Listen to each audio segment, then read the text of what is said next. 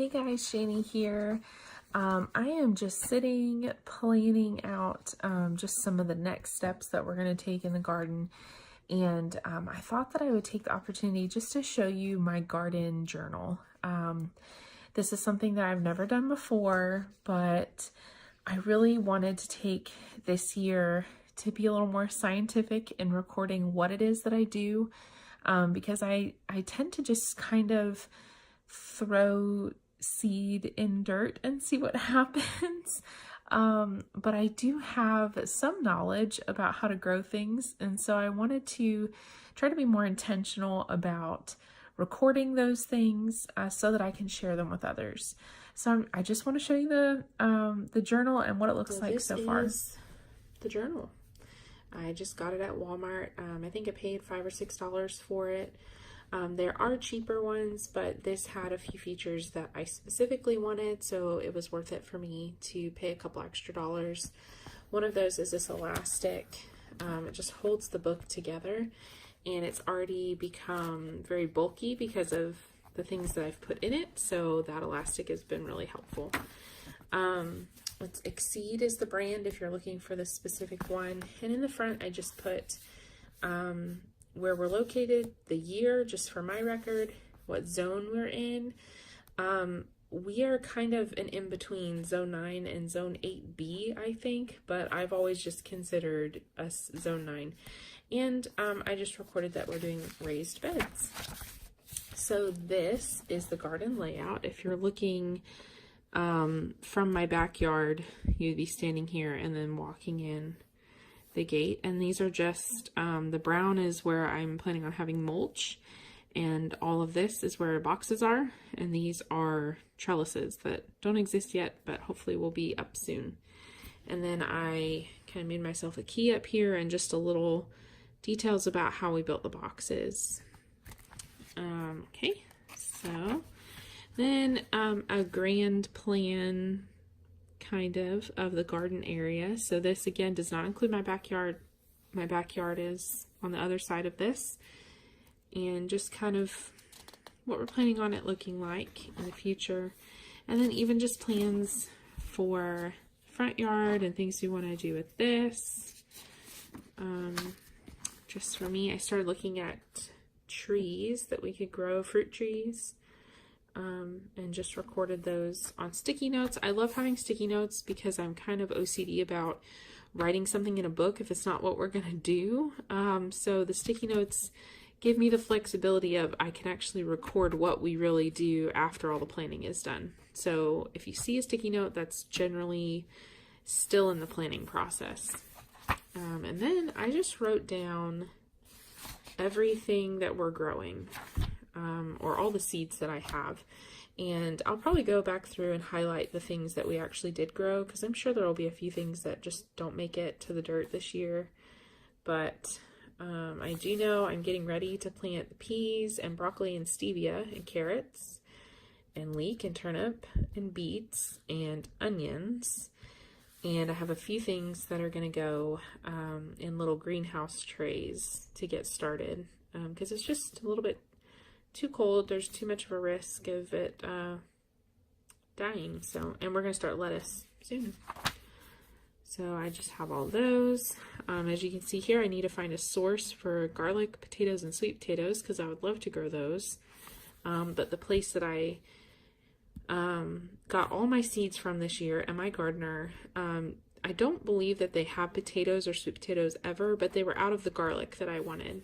I didn't snatch that up in time, so I'm going to have to look for a place to get those. And then I'm also going to grow some different flowers and herbs, so I just recorded those too. Okay, so this is a group of pages that I just kind of wanted to keep for this project that I'm going to try to do every day. I don't know how it's going to happen, but I'm going to do bullet style. So I have a page for each month, and basically all it is I'm going to put the days, the number of the days, and then beside it I will record the temperature, probably the high and the low for the day, and then the humidity for the day.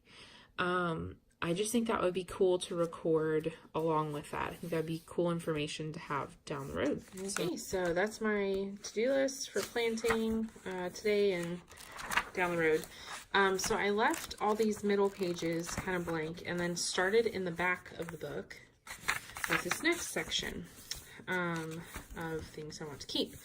So I took apart my seed packets and cut them down to size, and I used double-sided tape to attach the label, basically what it is, and then the instructions. And I probably won't have to do this again unless I'm growing new things. I might still decide to do it. We'll see how this journal goes this year. But to see, like, these instructions are the same for both types of peas. So maybe I would keep a few pages and just have one set of instructions. I'm not really sure. But I don't regret, you know, putting things in. Carrots are the same way, just for this year, just so I have a place to record things. But my plan basically is to write when I plant it, where I plant it, how I plant it, and then just kind of keep track of, like, hey, this is the first time we've harvested. And then definitely at the end, this is the last time we've harvested, and then keeping track of the dates, because I will have that record of the temperature and humidity for each day.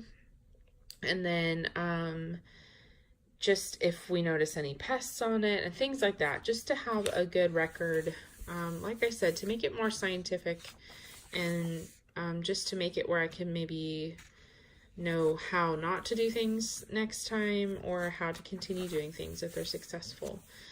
So I have quite a bit in here, just with all the seed packets that I got that were growing. I tried to group things together that I had, but then I found other seeds and added them later. So that's why I'm keeping this open, because, for example, I'm going to put some strawberries in our tower garden, and I don't have a seed packet for that because I'm getting the plants. So I am just going to have a page for strawberries. But yeah, that is what the journal looks like. There's actually in the back of this, I don't know what I would use it for, but there's a little, like, folder. It's kind of nice if I wanted to stick anything back there.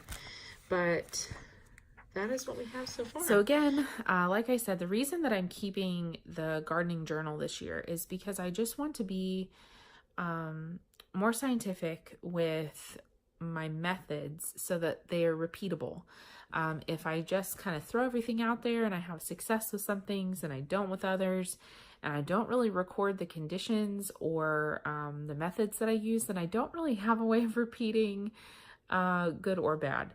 And that's just kind of how I've done it in years past. And so this year I thought, since we're starting with a whole new garden and we're really putting a lot of effort into this, that I would just go the extra mile and keep the journal. And I probably would continue to do it. We'll see how this year goes, if I would want to keep more information or less, or just different information.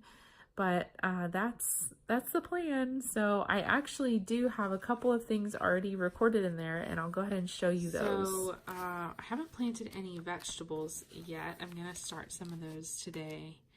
But I did go out and plant some herbs and some flowers. And so this is all I did.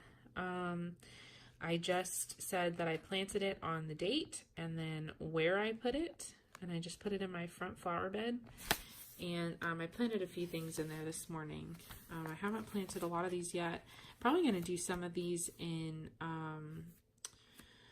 what do you call them, containers this year, just because I don't really have a good place to put them. I don't want to overcrowd my front bed, but I also put this one in there because this is supposed to help with attracting pollinators, and so will these, as well as other flowers. So I really want to make my garden and my whole house, at least outside, attractive for pollinators, because that's going to help the garden. Thank you guys so much for watching. If you have any questions or suggestions, I am always open to those. Go over and check out my blog. This video will be posted on the blog, but if you're watching on YouTube, the link is in the description box below. Don't forget to like, comment, subscribe. to my channel and to my blog to get more updates on the garden. We'll talk to you soon. Bye.